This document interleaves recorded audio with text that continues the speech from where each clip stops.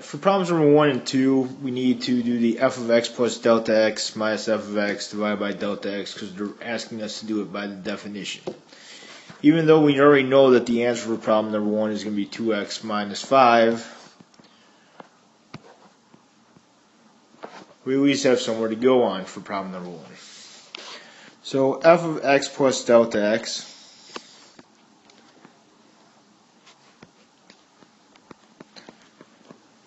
is going to be x plus delta x squared minus 5x plus delta x plus 6.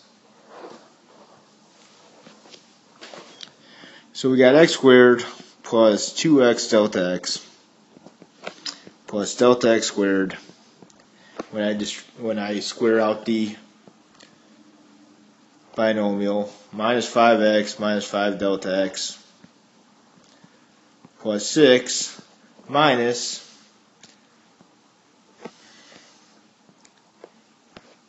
x squared minus 5x plus 6 all over delta x, limit as delta x goes to 0. So the x squareds cancel, the negative 5x minus negative 5x cancel, and 6 minus 6 cancel. So we're left with 2x delta x plus delta x squared minus 5 delta x divided by delta x, limit as delta x goes to 0. Since everything has a delta x in common, we can take out one of those. So we got 2x plus delta x minus 5. And the delta x is going to 0. So we got the answer of 2x minus 5. Alright, for problem number 2, we have to do it the same way. This one we don't know the answer to.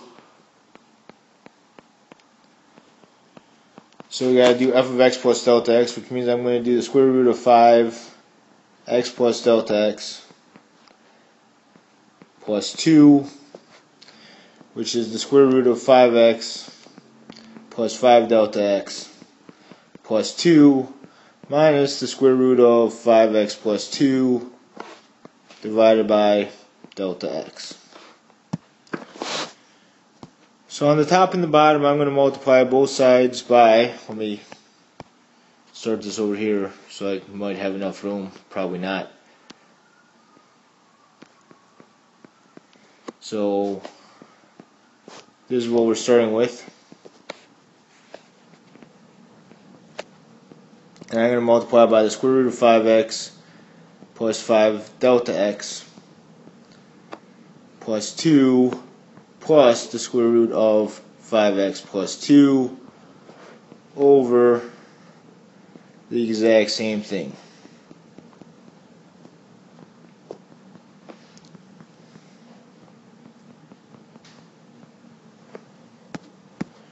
So when we multiply it together, 5x plus 5 delta x plus 2 minus 5x plus 2 over delta x times the square root of 5x plus 5 delta x plus 2 plus the square root of 5x plus 2. So the 5x minus 5x, 2 minus 2, and we have 5 delta x over delta x times this really long thing that I keep on having to write.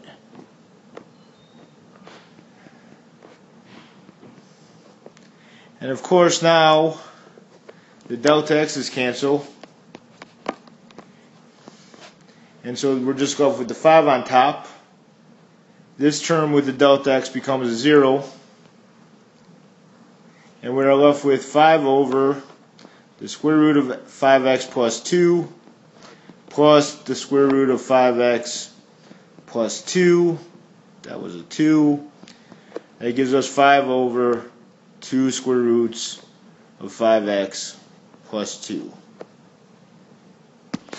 Alright, starting with problem number 3, we can do this using any rule that we want to, and so in this particular case I'm going to first change this and make this x to the 4/3. So now when I take the derivative, I'm just using my good old-fashioned power rule. And I got 4/3 that I bring down to the front. 4/3 minus 1 is 1/3, and so I have 4/3 x to the 1/3. For problem number 4, I have f of x equals 5x cubed plus 4x squared plus 7, and to take the derivative we just use our power rule. 5 times 3 is 15, 4 times 2 is 8, and the derivative of 7 is 0. Alright, for this one, even though we can use the product rule, what I would recommend is that we multiply it out. So I got 2x cubed plus 14x minus 3x squared minus 21. So when I take the derivative, I get 6x squared plus 14 minus 6x.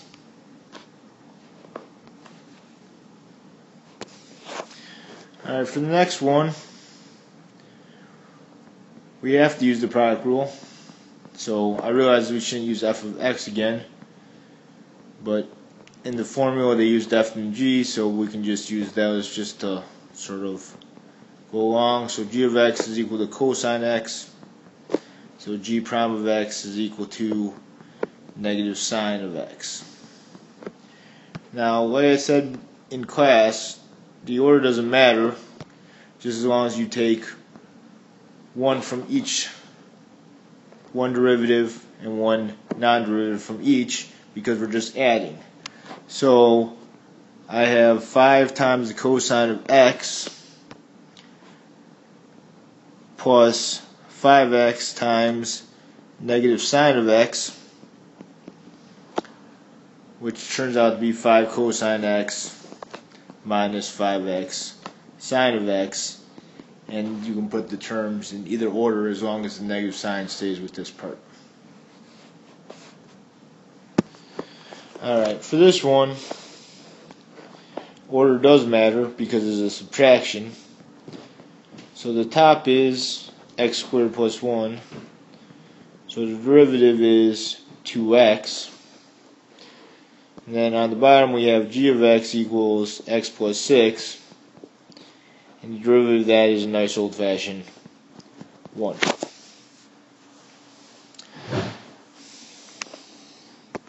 So that means when we take the derivative, I do these two guys first. So we got x plus 6 times 2x minus x squared plus 1 times 1 divided by x plus 6 squared. So 2x squared plus 12x minus x squared minus 1. When I distribute this, remember this is all minus, over x plus 6 squared. And then finally, when we simplify the top, we get x squared plus 12x minus 1 over x plus 6 squared.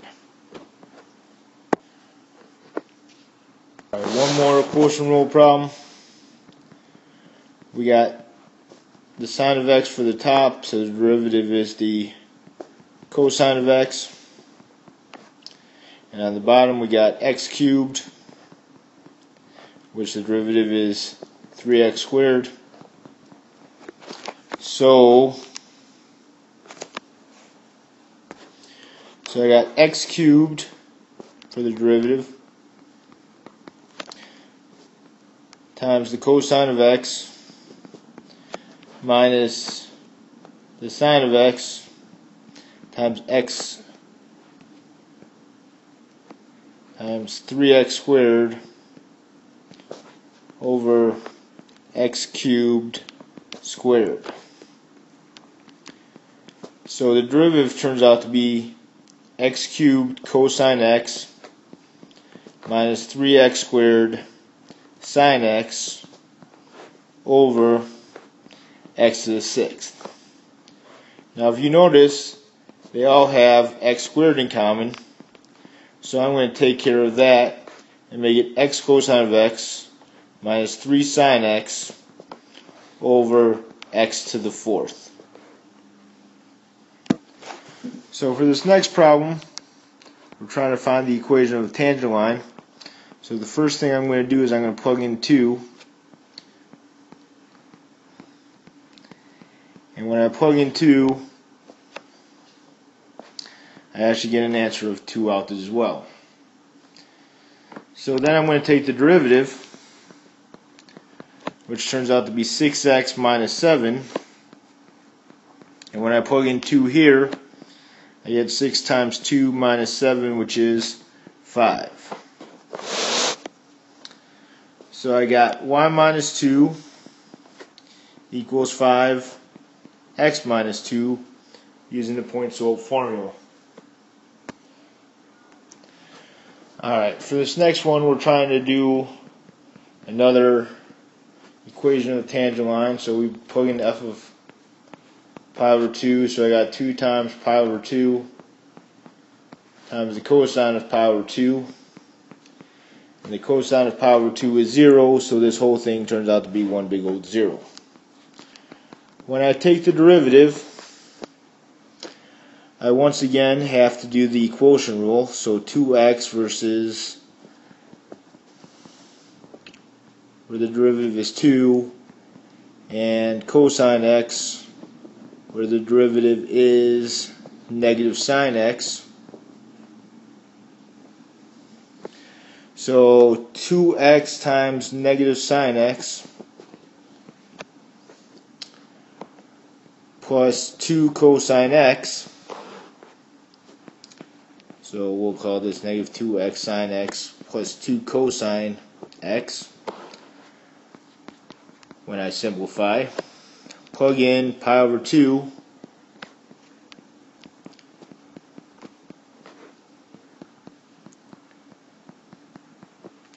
as I said before, that the cosine of pi over 2 is 0, so this is one big old 0. Sine of pi over 2 is 1, so this turns out to be negative pi when I do cancel out the 2's. So my answer is y minus 0, which I don't have to write, equals negative pi x minus pi over 2. Alright, so this one we're trying to do at x equals 3. So 2 times 3 over 3 squared minus 5 is 6 over 4, which is 3 over 2. And then we take the derivative using the quotient rule. And f is 2x, and f prime is 2, and g of x is x squared minus 5, and g prime of x is 2x. And so I got x squared minus 5 times 2 minus 2x times 2x divided by x squared minus 5 squared. So we got 2x squared minus 10 minus 4x squared over 2x minus 5, x squared minus 5 squared, which equals negative 2x squared minus 10 over x squared minus 5 squared. Plug in x equals 3.